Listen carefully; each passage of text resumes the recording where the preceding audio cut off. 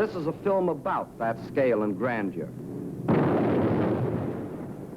This is a film about that military achievement. This is a film about a people who for all time shattered the legend of Nazi invincibility. This is a film about victory and defeat. German victory and German defeat. This is the battle for Russia, a battle that has been going on for centuries, a battle that fills the pages of Russian history. 1242. The German Order of Teutonic Knights had invaded northeastern Russia and occupied the old city of Pskov.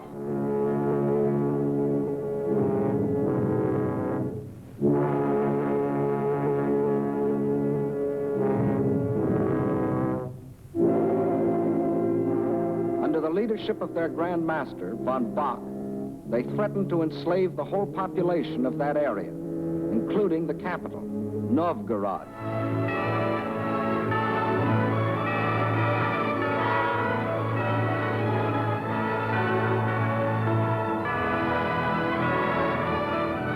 In their hour of peril, the Russian people turned for leadership to their prince, Alexander Nevsky.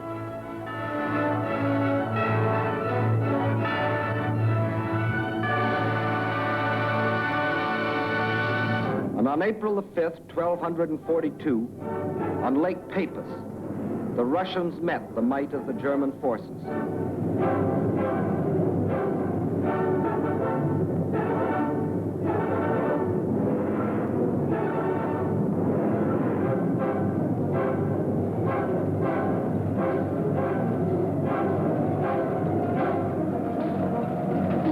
They weren't as well equipped or as well organized.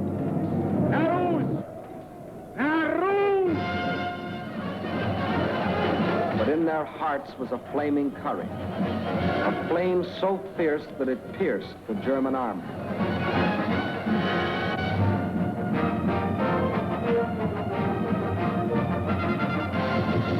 The victory they won fills a bright page of Russian history. 1704, and another conquering army marched across Russian land. This time under Charles XII of Sweden, and again the Russians fought for their country.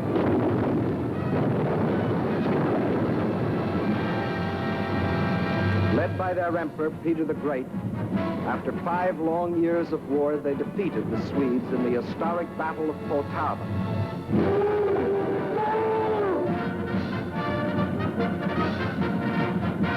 The invading Swedish armies were crushed and forever driven out of Russia. 1812.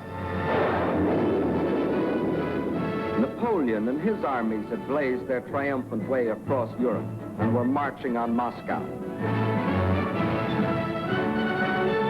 The conquering armies entered the city, but they entered a city in flames.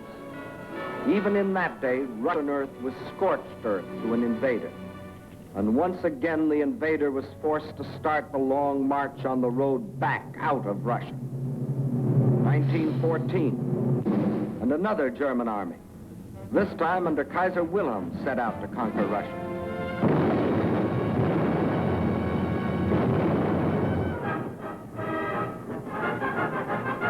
This time, the Russian people, under the regime of the Tsar, were not only fighting German guns, but oppression and corruption in their own country. And only the ultimate collapse of Imperial Germany saved Russia from losing the Ukraine and the Crimea, which the Germans had occupied in 1918. Yes, for 700 years, the Russian people have had to fight to defend their land against would-be conquerors. Why?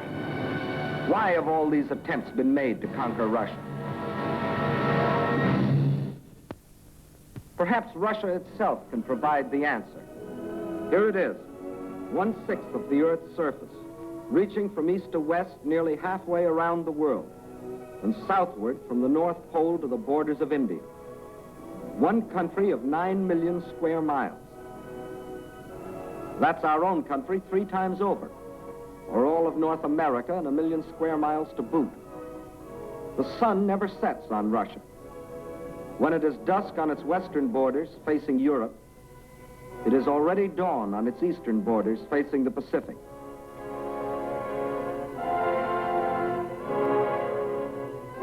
That's Russia, or to be correct, the Union of Soviet Socialist Republics. Deep in its mountains lie thick, rich veins of gold and silver. Below ground lie enormous deposits of copper, tin, manganese and nickel, chromium and radium, sulfur and magnesium. Russia is rich in raw materials. Her forests cover millions upon millions of acres. 1/4 of all the lumber reserve in the world belongs to Russia. And as for fuel, there's coal, ton upon ton. And more important, there's also oil. 213 million barrels a year of it. Black gold flowing from the earth that contains 55% of the world's oil. What else? Iron? Russia has better than 10 billion tons. That can make a lot of steel before it's done. Yes, Russia is rich. Her farms cover millions upon millions of acres. The rich black earth that besides giving forth oil and coal will also grow everything from sunflowers to lotus.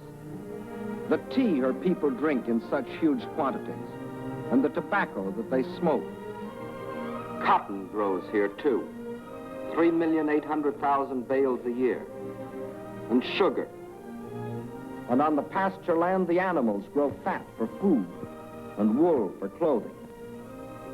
While on the warm plains, the fields of grain stretch as far as the eye can reach. Corn, oats, hops, rye, and don't forget wheat, 1/3 of the world's best. Yes, Russia is very rich, for it has not only raw materials and the products of its soil. Russia is also people.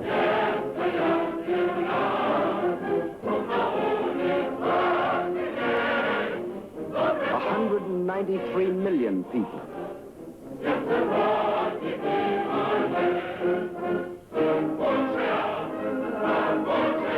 People of every race, color, and creed. People coming from the many different republics that comprised the Soviet Union.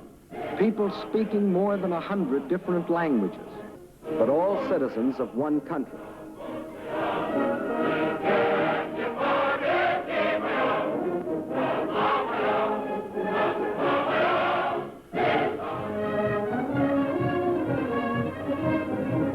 Whether they are the great Russians, the descendants of the first settlers of this vast area, and for 1,000 years its main population, or Cossacks, the famous horsemen from the open plains of the Don River Valley.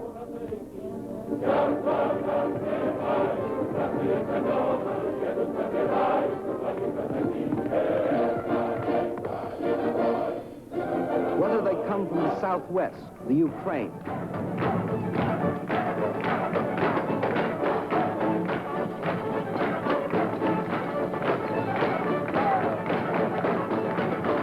here in the breadbasket of the Soviet Union live the Little Russians, better known as Ukrainians, and beside them the Moldavians and Bessarabians. Or if they come from the far south, between the Caspian and Black Seas,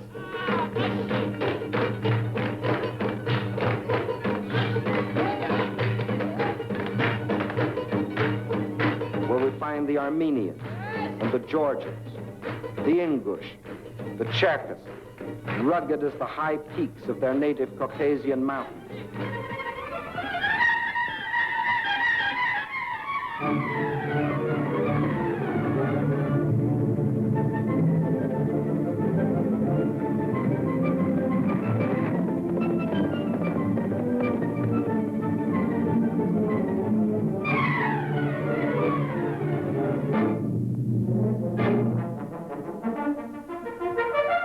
Whether they are Uzbeks, Turkmen, Kyrgyz, from the Persian and Indian frontiers, or Mongols,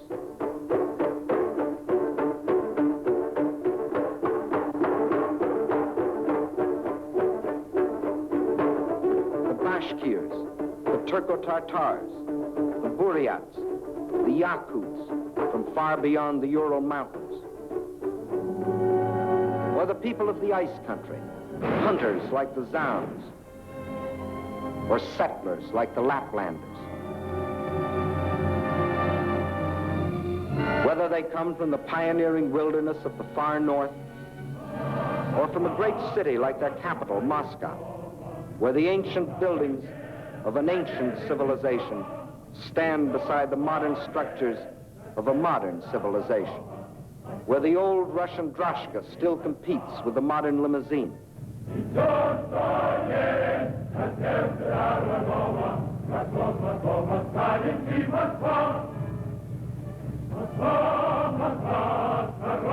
Whether they work in factories or as soldiers, whether they are bricklayers or traffic cops, sailors or riveters, school children or farmers, nurses or engineers, window washers or sales girls, housewives or postal clerks, radio announcers or stewardesses, scientists or typists, musicians or ballerinas.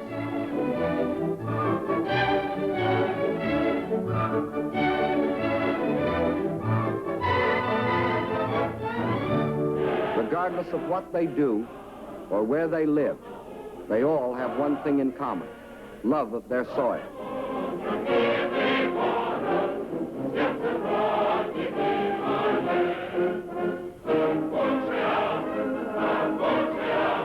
That is Russia.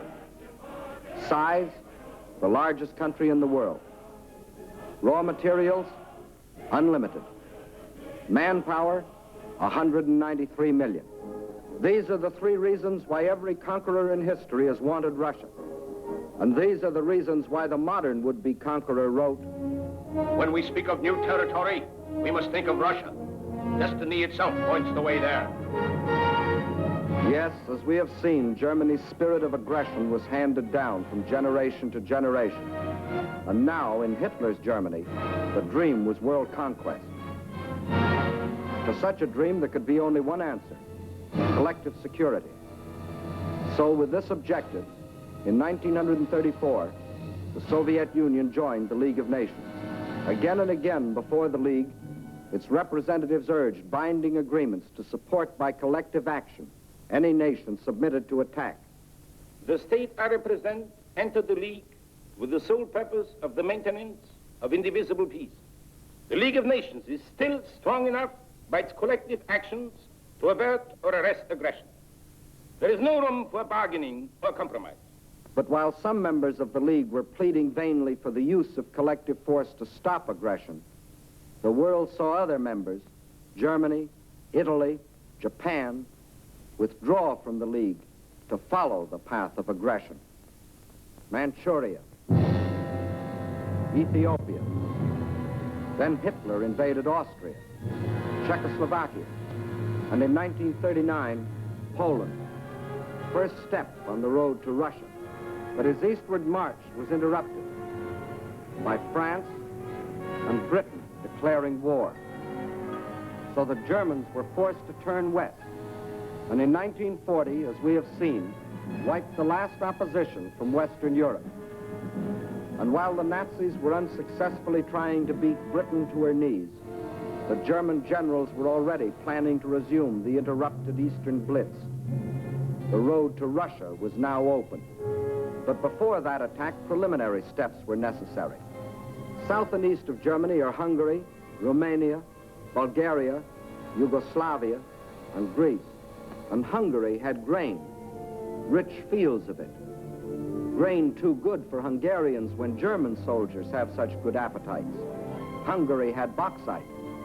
Bauxite makes aluminum, and aluminum makes planes. And Hungary had an army. Not the battle-trained German army, but good enough to throw against Russian guns. Romania had not only grain, but oil. And Hitler needed every last drop of it to power his war machine. Romania also had men, more slave labor, more cannon fodder for the attack on Russia. And most important, Romania and Hungary both had Russian frontiers, and Hitler wanted those frontiers in the hands of German generals. Bulgaria didn't have a Russian frontier, but it did have bases. Bases on the Black Sea, bases for German submarines to prey on Russian shipping. By the spring of 1941, the reactionary governments of Hungary, under the dictatorship of Admiral Horthy, of Romania, governed by young King Michael, who was only a tool in the hands of Hitler's puppet, General Antonescu, and of Bulgaria, ruled by King Boris, always a disciple of German imperialism.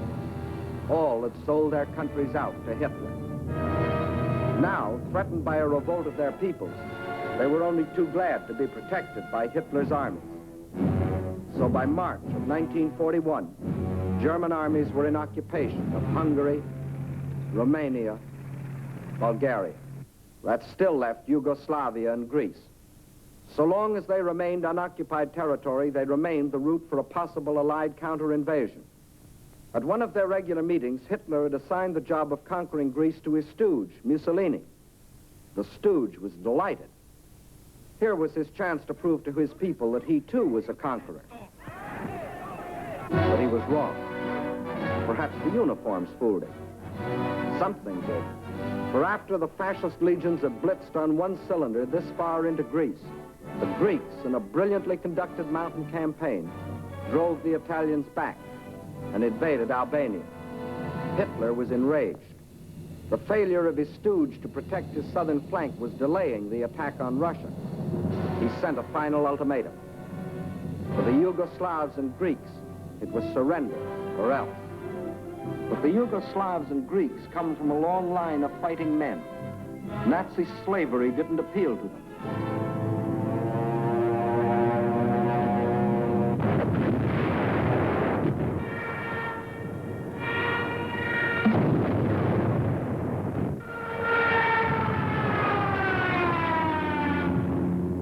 At dawn, on April 6th, German bombs told the Yugoslavians they were at war with Germany. The Nazis and Italians launched a powerful and coordinated attack from all their bases, supported by virtually unopposed aerial bombardment. The conclusion was inevitable. Although resistance was determined, the Yugoslav army was cut up into many small segments and captured. The war in Greece also began on April 6th.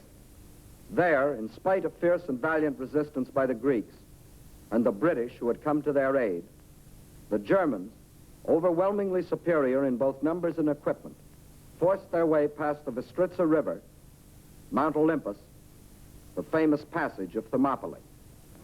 And by the end of April, the swastika flew over the ancient city of Athens. The conquest of the Balkans was now complete. The whole force of Nazi might could now be turned loose on Russia. There was no time to waste, for time was Russia's weapon. Their industries, so recently built and which, like our own, were designed for the ways of peace, were converted for war. Instead of steel for plows and tools, steel for shells and guns. They knew their industry could never produce enough to equip them adequately for the titanic struggle. But what they could produce, they would. At the same time, the army began to grow. More and more men were called up to be trained, hardened, drilled,